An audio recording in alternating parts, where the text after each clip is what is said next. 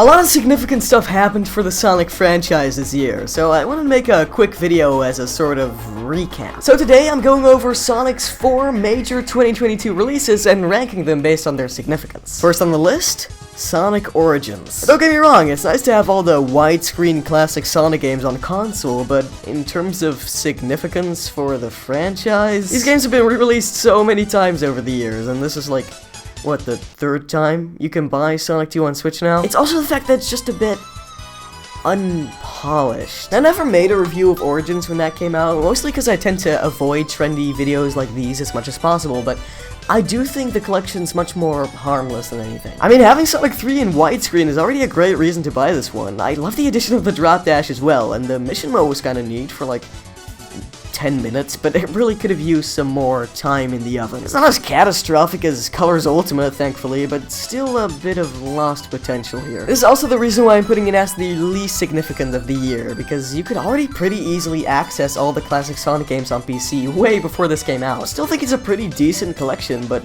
definitely not as impactful as the next ones on the list. Like Sonic Prime. You know, maybe there are some copyright laws in the universe that'll stop me from this one. We got the first few episodes of Sonic Prime's first season this year, and in my opinion, well, I don't really have one. I'm not really a TV show kind of guy, to be honest, but it's a good sign when you can tell the people who made it are fans of the series. Prime is a fun little adventure to sit through so far, but can we just headcanon out the fact that it's supposed to be canon? Like, we can do that, right? Just decide they don't know what they're talking about? While it does have kind of a generic plot, it makes up for it with great animation, writing, and characterization. I just don't think it's that significant in the grand scheme of things, considering it's on Netflix only, even if it'll still no doubt reach a ton of kids. Next up, Sonic Movie 2. I mean, what can I say here? It was the 4th highest grossing video game movie of all time this year. The marketing for this really went nuts. It made the movie look way more epic than it actually was, which, well, I guess it wasn't false advertising, but you really can't predict pacing issues like that in a trailer. I'm glad we got a bit more Sonic-y stuff in this one, since the first one felt a lot more bland in comparison. My biggest criticism with it was definitely the music, though. It felt very uninspired and invisible, but I already made a whole video on that earlier this year, though, so if you want to see me with an ugly haircut, why? This was definitely one of the most significant releases of the year. This movie no doubt made for so many young Sonic fans, and because of that, this really couldn't be a better time to be in the fanbase. But there's still one more left, so what could possibly be more significant than a blockbuster movie?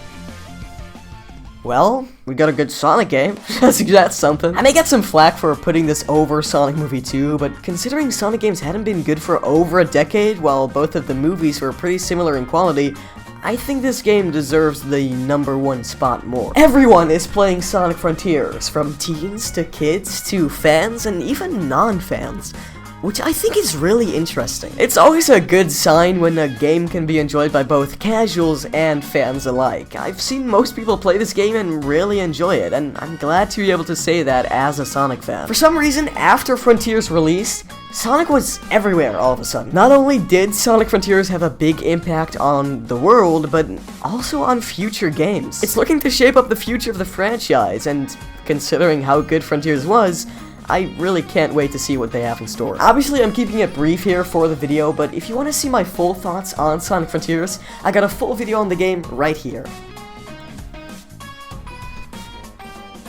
Wait, I feel like I forgot something. Who cares?